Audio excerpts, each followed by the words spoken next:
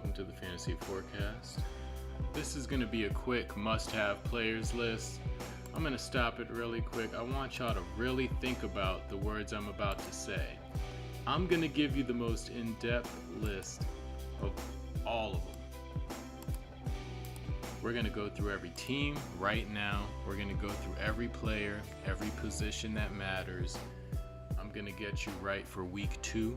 Stay tuned. Stick with me. This should be light work if we're doing the right work, all right? First person you're going to want to pick up, we're going to start with the wide receivers off the bat, Zay Flowers. Zay Flowers had 143 receiving yards last week, a touchdown, 7 receptions, 9 targets. That's a main character. You got to have him in your next team. Next up, we're going to get right into it, and we have to say that Quentin Johnston, he really had one of those games. I don't know how many times people have these in the type of game like this for him, but he had 7 targets, he had 5 receptions, he had 2 touchdowns and 79 yards. That's also a must-start wide receiver. I need y'all to really stay tuned with me. I'm going to go through a lot of positions and a lot of opinions. If you want to fast forward later on, you can just catch the official video when it's not live. All right, next player that we got to talk about, can't hesitate. You already know, you didn't have to meditate. He is. Now, if you weren't familiar with this gentleman before, get very familiar, all right? His name is Emeka Egbuka. That's all I'm going to say, Emeka Egbuka. He came through, basically debuted, 6 targets, 4 receptions, 2 touchdowns, 67 yards. Went spasmatic, all right? Spasmatic with it. This is an amazing debut. I'm going to just need y'all to really remember that. All right, let's get to the next player on the list. I am taking my time on this one because I know I'll be able to chop it up later, and such luxuries I never had before. All right, so next player on the list, I've been rushing through so many of them that you might have missed him last week, but you should not have missed his performance. Coleman. Man, Keon Coleman went so crazy if you were watching that game, and you already know it's one of the most exciting games we've had in a while. He came in with 11 targets, 8 receptions, 1 touchdown, 112 receiving yards. That is elite performance. Not much to say about Keon Coleman. That was just amazing. Thank you, sir, for playing. Next up, don't be fooled by that jersey in the screen, so I had to cover his face real quick. He now plays for the Commanders, and he's Deebo Samuels. I had him, drafted him in like 3 leagues, 10 targets, 7 receptions, 77 yards. That's a real debut right there. He also had a rush in there. He's probably going to get more incorporated into that aspect of the game. Keep your eye on Deebo. He looks like an immediate star next to McLaurin out there with Jaden Daniels. All right, next, Garrett Wilson. There isn't too many things you can say wrong with him. We expected this workload from him. 9 targets, 7 receptions, 1 touchdown, 95 yards. Seamlessly perfect in that loss to the Steelers, but seemingly perfect for him fantasy-wise. We expected that. Garrett Wilson's going to stay consistent. Must-start type of player. All right, next up, Pittman. I know a lot of people don't care for him. He still had 8 targets, all right, and 6 receptions and a touchdown and 80 yards. Do not forget Pittman. He did that, all right? Now we're going right into Marvin Harrison Jr. Sorry I had to skip so quickly through him, but we have 6 targets, 5 receptions, 1 touchdown, 71 yards. That's another must-have player. These are all just the starts. We're not talking any sit-ems. If you're just thinking about it, these are your must-starts, all right? Puka Nacua. What else we gotta say? He caught 10 out of 11 passes for 130 yards. I told you this if you were watching the previous videos. He's about to go bananas. The touchdown numbers don't even matter when you have a player of this caliber. I don't even want to spaz out about Puka, bro, because I picked him up in a bunch of leagues too, but I told y'all that already. Now here's a player maybe you didn't know. Calvin Austin III. He came through with his debut, 4 receptions, 6 targets, 1 touchdown, 70 yards. We're expecting him to just be that guy over there. I'm not worried about anyone else taking his spot as the number 1 over there. That just is what it's going to be. All right? So I think we're pretty good on that list. We're about to take it into our running backs that you must have. These are just must start running backs. Going off of week 1, going into week 2, we want to know who was the best. If you didn't have him on your team, you know now it was clearly Derrick Henry. All right. And I told y'all that. I've been telling y'all that. Damn, they get me so angry, man. They doubt this guy every time, bro. He had 169 yards, 2 touchdowns, off of 18 carries. Throw in those 13 receiving yards. Nobody cares about the receiving yards when you got stats like that. I told you that. I predicted that. Second on the list, which no one saw coming in any fantasy world, Travis Etienne Jr. He came in crazy, all right? 143 yards on 16 carries. No touchdowns, that's fine. 13 receiving yards as well. Weird, but amazing. He's back. He looked vintage, probably better than ever. Number 3, do I really need to talk about it? Bijan Robinson did exactly what we expected him to do week 1. His performance was immaculate. 15 carries, 68 yards, 6 receptions, 100 yards. He went crazy with little to no effort. Been called that. We don't have to get much more into that. All right. Next guy that you're going to want to really keep your eye on now, Breece Hall. No one's seen this one really coming. He came in smoking. 19 carries, 107 yards, 38 yards receiving. Breece Hall has absolutely elevated the floor for that team. Did great. This guy, no one had on any list. He was called undraftable. Now he is 54 yards, 2 touchdowns, 15 carry starter that you need to have on the Cowboys. And I swear he was probably the number 1 waiver pickup because no one was having this guy. All right, next, C-Mac. And I freaking told y'all Christian McCaffrey was going to spaz like this. 69 rushing yards, 22 carries, but 73 receiving yards. He got over 100 total yards and a bulk share. We already know about the injury to Kittle. Jennings is out there kind of banged up. He might play, who cares? It's all Pearsall and McCaffrey. I told y'all, and Purdy's out now. They got like Mac Jones throwing the ball. Man, told you it's C-Mac time. He gonna stay healthy this year. Remember that. All right, next up, Chase Brown. He kind of did what he did less than expected, but good. You know what I mean? 21 carries, way more than I expected there. Even though the numbers only reflected 43 rushing yards, 1 touchdown, he still was integral to that offense. Very needed. Can't say anything bad about him, man. Chase Brown did what he was supposed to do. And next, Alvin Kamara. If you were doubting him, he is one of the most consistent in the game right now, always been. Still came in with 11 carries, 12 receiving yards, which was a low end. We're expecting him to be way more involved in that catching game, but he still had 45 yards and a touchdown. Even in that, he still needed in that offense. This next player needs no type of gas, but he's still that dude. They ran a bunch. If it wasn't for Jalen Hurts vulturing 2 touchdowns from Saquon, we would say he would have had a 3 touchdown day. Still left with 60 yards, 1 touchdown, 18 carries, 24 receiving yards. He is a bulk. That team's running. They're never going to stop running. I don't see them ever stopping running. Next player, who kind of came in a vintage form like Etienne. They must have got the memo the new guys were coming, because Connor went crazy, bro. James Conner had 39 rushing yards off 12 carries, but then he came through with the receiving touchdown. Things he just doesn't do. Things that you'd expect someone to take his job by now, but for some reason he still performs at the level that we've always expected. And now we're going into my main talking points. These are all quarterbacks all the time. Let me switch this screen to something more legible for the good viewer. Oh man, I'm kind of blocking their face with that one. That one would have been good at another time. All right, we're gonna go with my friends now. This is the quarterback world, and it is going to get nice. Josh Allen, this might be in order, honestly. But no, Josh Allen did great, man. Going into week 2, he had a week 1 performance of 394 yards, 2 touchdowns, 33 completions, 46 pass attempts. Dude was also rushing bananas. He rushed 14 times, bro, and had 2 touchdowns. rushing. I don't even know what to say, man. This guy is just nothing to say, man. Next is Lamar Jackson. As we know, Lamar Jackson had a war with your buddy, but he still put up 200 passing yards, 2 touchdowns, 14 completions, only 19 pass attempts, but he added 70 rushing yards on 6 carries and another score there. So they were like just chess masters at the job.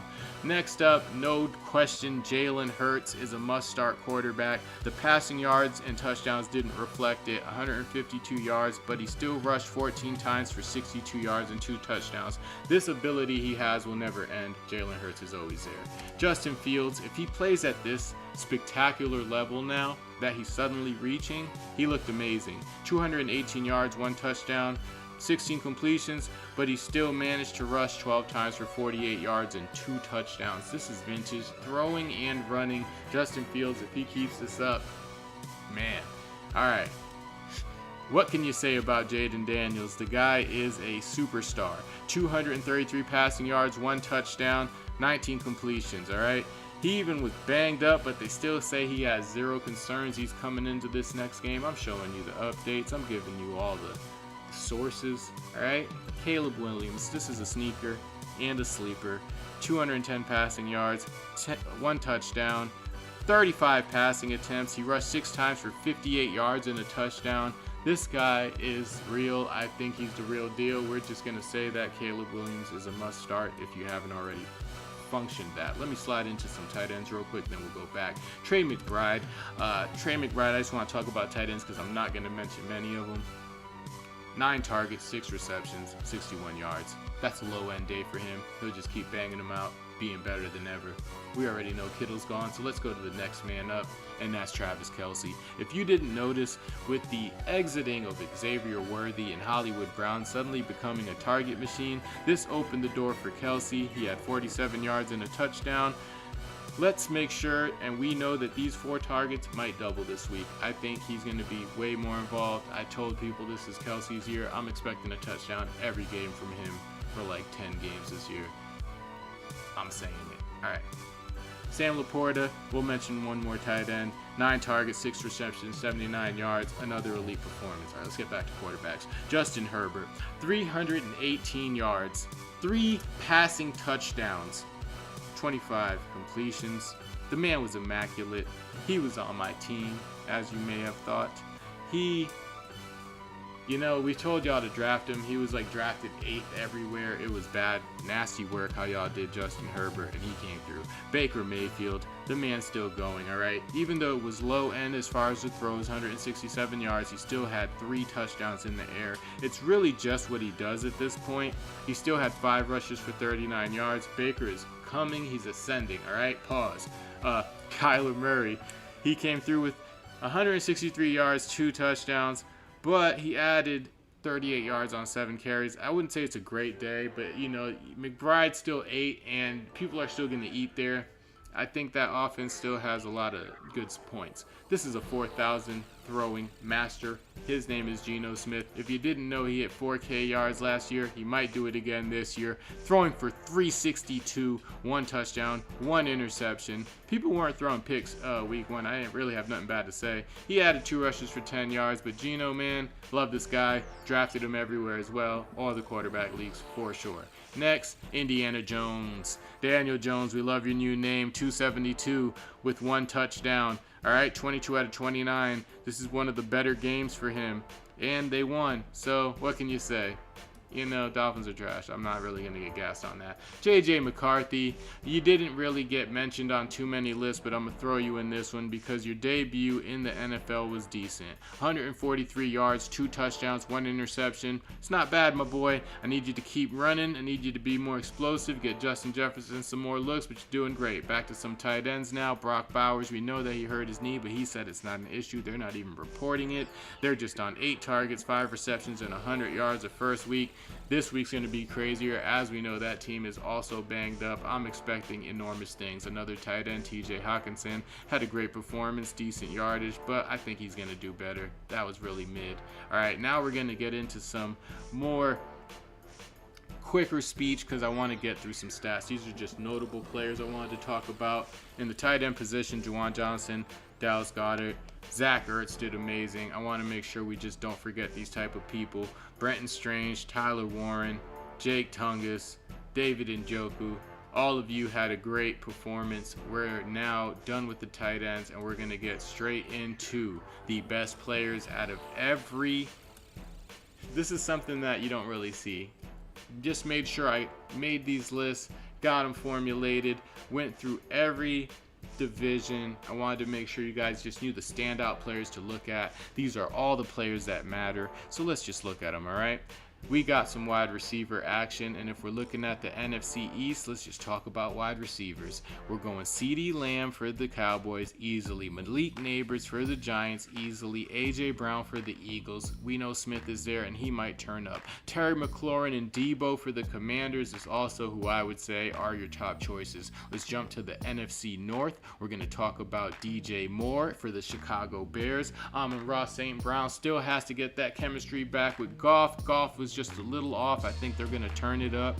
And then the Green Bay Packers, man, Jalen Reed is still that guy. Do not get moved off. Same thing with the Vikings. Justin Jefferson, they have nothing else there. All right. Now let's go to the NFC South. We have Drake London for the Atlanta Falcons. Remember, I'm just going through every team and their main players just so you know what you're looking at when you're seeing matchups. I don't know how you're parlaying. I do a lot of single game parlays. I need to see everything. All right. So I'm showing you matchups. I'm showing you a lot more. I'm just reading it off in case you can't see this. All right, Carolina Panthers. McMillan did great. We also have Olave coming. He's ranked as a, flex wide receiver 3 for the Saints, but we have to mention him because he's the best on that team. Buccaneers, like I said, Emike Egbuka. He is that dude. He's the number 1. They're trying to say he's the number 2 because Mike Evans is still catching stuff. All right, pause. Now let's go to the NFC West. And there we have, obviously, Marvin Harrison Jr. as your number 1 for the Cardinals. We also have Puka Nacua as your number 1 for the Rams, although Devontae Adams is still there, and he is active, all right? San Francisco 49ers, Juwan Jennings is looking banked up, so he's looking more of a flex. We're just going to say that your best receiver there might be McCaffrey. Who knows?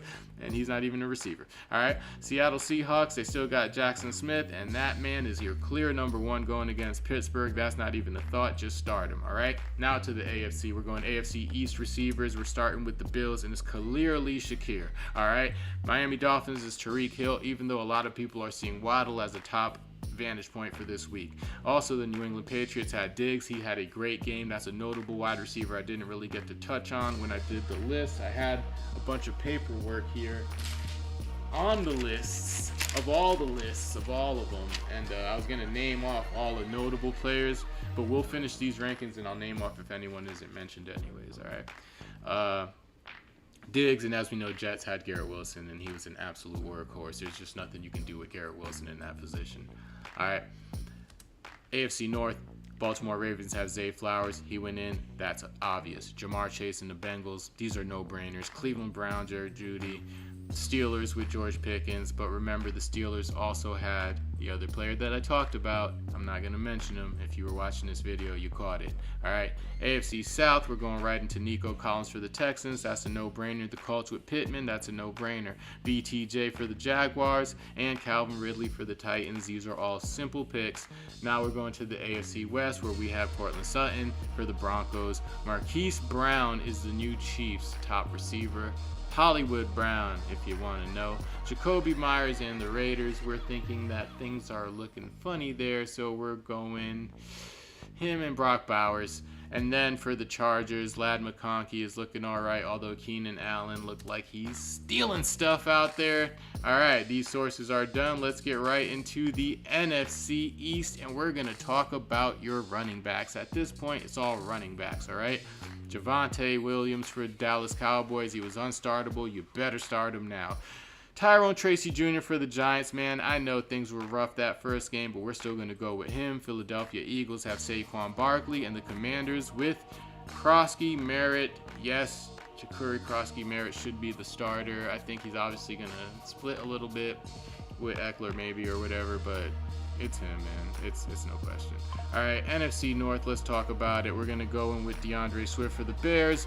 Detroit Lions is Jahmyr Gibbs. We're not thinking too much on Montgomery. They need Gibbs to get active. Green Bay Packers still have Josh Jacobs. We know the first game was rough, but Josh Jacobs still had 20 carries. He's freaking crazy. All right. And the Vikings with Aaron Jones, that is looking rough right now, but we're just going to say he's their top guy. NFC South, let's get right into it. Bijan Robinson, no question for the Falcons. For the Panthers, it's Chuba Hubbard. These are no question.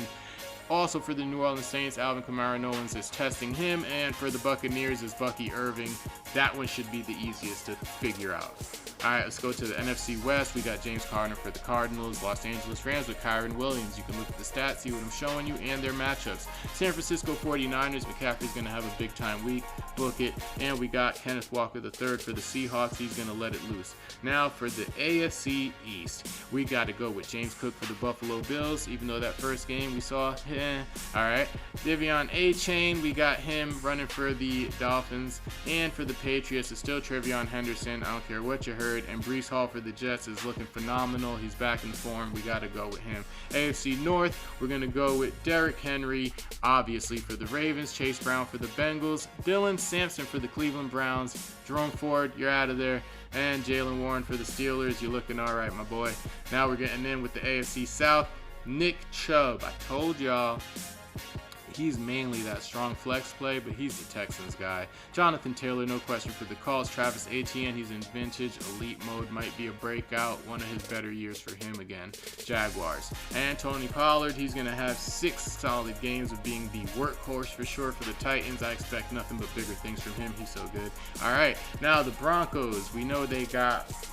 Now, I put Dobbins here, and the reason I'm going to say that is even though R.J. Harvey out-touched him, I just see Dobbins having more roles to play, and I think he will play more roles. Isaiah Pacheco, you are just, you know, the default Chiefs guy, but they ain't really using you. Ashon Gianti, great breakthrough, great debut for the Raiders, and then we have Amarion Hampton for the Chargers, no question. All right, guys. I'm pretty sure that's everything for the fantasy forecast, so I appreciate y'all hanging around. If you were here for the live, I'm going to produce this video, make some shorts, and let y'all see the rest. Thanks for coming out.